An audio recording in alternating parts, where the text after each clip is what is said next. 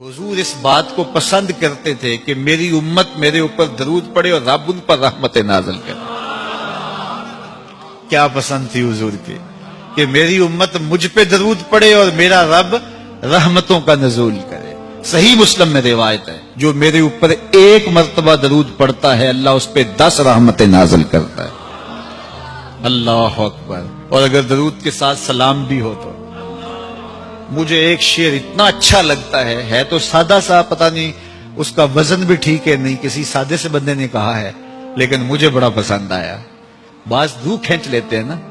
किसी ने क्या खूब कहा कि दरूद पढ़ने से सवाब मिलता है, सलाम पढ़ने से जवाब मिलता है।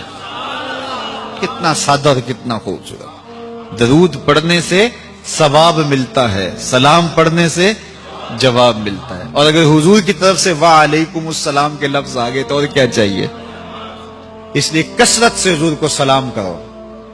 यार आप गली से बाजार से गुजरते हो तो कोई लड़का, कोई बुजुर्ग, कोई शख्स आपको रोज सलाम करे तो एक दिन आप पूछते हैं ना ये कौन है, रोज ही सलाम करता है, ये किसका बेटा है, ये रोज सलाम करता है।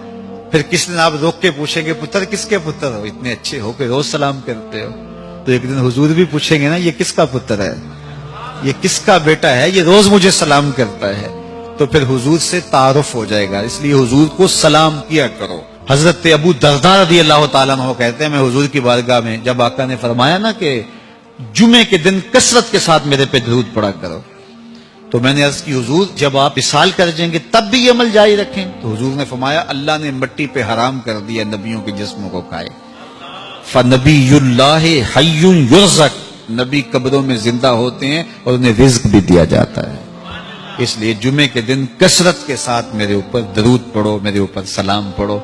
अल्लाह अकबर। तो हुजूर फरमाते मुझे ये बात पसंद आती है कि कोई मेरे पे दरूद पढ़े और फिर रब उस पे रहमतें नाज़िल करे।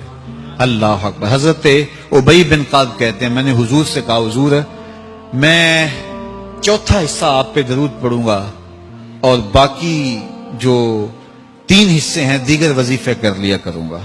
तो आका करीम ने फरमाया मा शेता व इन ज़िदता फहुव खैर, जैसे तुम्हारी मर्जी, लेकिन अगर दरूद को बढ़ा दो तो होगा अच्छा।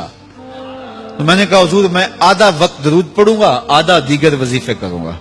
फरमाया माशेता जो तुम्हारी मर्जी, लेकिन दरूद की मिकदार बढ़ जाए तो अच्छा होगा। मैंने कहा हुजूर मैं 2 हिस्से दरूद पढ़ूंगा, 1 हिस्सा बाकी वजीफे करूंगा। फरमाया बहुत अच्छा, लेकिन दरूद की मिकदार बढ़ जाए तो फिर और अच्छा होगा।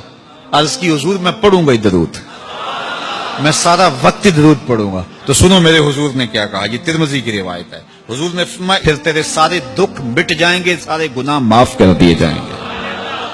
तो इसलिए कसरत के साथ हुजूर पे दरूद पढ़े तो इससे हुजूर भी खुश होते हैं कि मेरे उम्मती पे रब की रहमतों का नज़ूल हो रहा है।